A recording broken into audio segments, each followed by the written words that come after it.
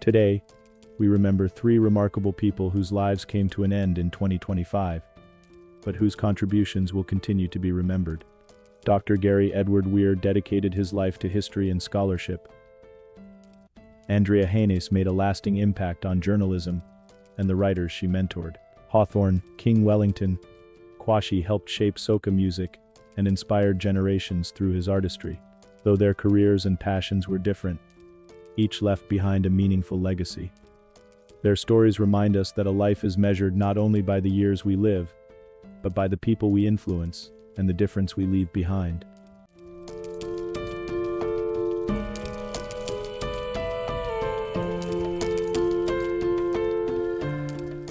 Dr. Gary Edward Weir, 1951-2025. Dr. Gary Edward Weir was born on June 28, 1951, in Queens, New York, and passed away on November 15, 2025, in Flagler Beach, Florida, at age 74.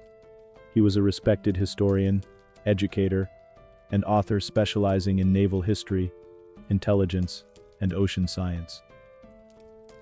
After earning his PhD from the University of Tennessee, Gary taught at the U.S. Naval Academy and the University of Maryland. He later spent nearly 2 decades with the U.S. Navy's History and Heritage Command before becoming chief historian at the National Geospatial Intelligence Agency. His achievements included the Theodore and Franklin D. Roosevelt Naval History Prize, John Lyman Book Award, Richard W.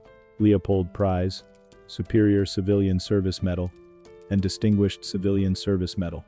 His books included Forged in War, An Ocean in Common, and Rising Tide. Gary was diagnosed with end-stage kidney disease in 2021 and continued writing and teaching despite his health challenges. His immediate cause of death was not provided.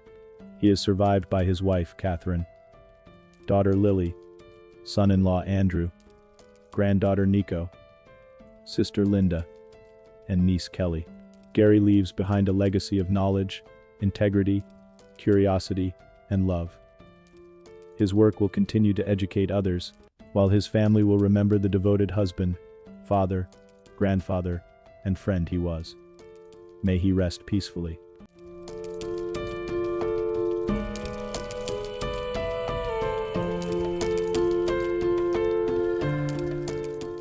Andrea Hanis, 1969-2025.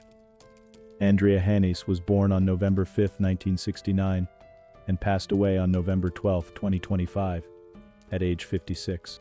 She was an accomplished journalist and editor who made her mark across Chicago's major newsrooms. After earning her journalism degree from Indiana University, Andrea worked at the Louisville Courier-Journal before moving to Chicago in 1993. She later held major roles at the Chicago Sun-Times, Chicago Tribune, Crain's Chicago Business, and Chicago Daily Law Bulletin. At the Sun-Times, she became travel editor and won national awards. At Crain's, she created the Business of Life section and the Taking Names column. At the Tribune, she launched Blue Sky Innovation, covering technology and entrepreneurship. As editor of the Chicago Daily Law Bulletin, she helped transform the historic publication into a leading legal resource. Andrea was especially admired for helping writers find their voices. She was a sharp editor, generous mentor, and someone who could change both a story and a career through her guidance. She died after a 14-month battle with glioblastoma, an aggressive form of brain cancer. Andrea's greatest legacy lives in the writers she encouraged and the journalism she improved. Her intelligence, wit, compassion, and generosity touched countless people. Though her life ended far too soon, the voices she helped strengthen will continue her legacy.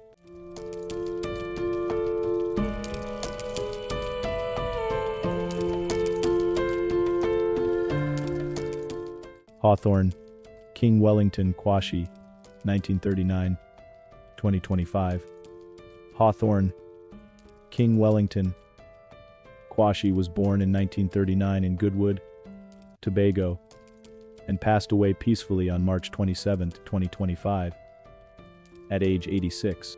His exact birthday was not provided. He was a pioneering musician who helped shape the development of soca music.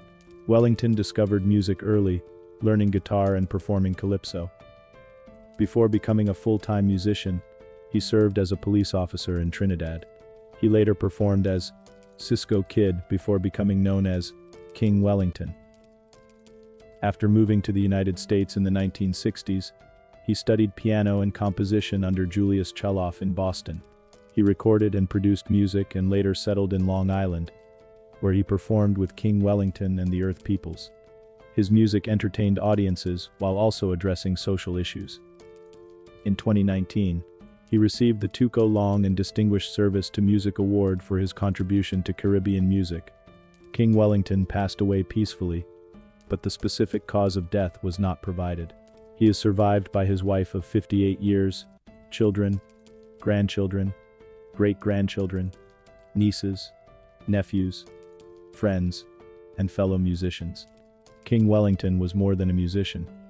He was a pioneer, mentor, husband, father, and grandfather whose music brought people together.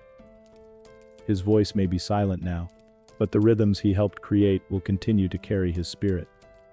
Long live the King.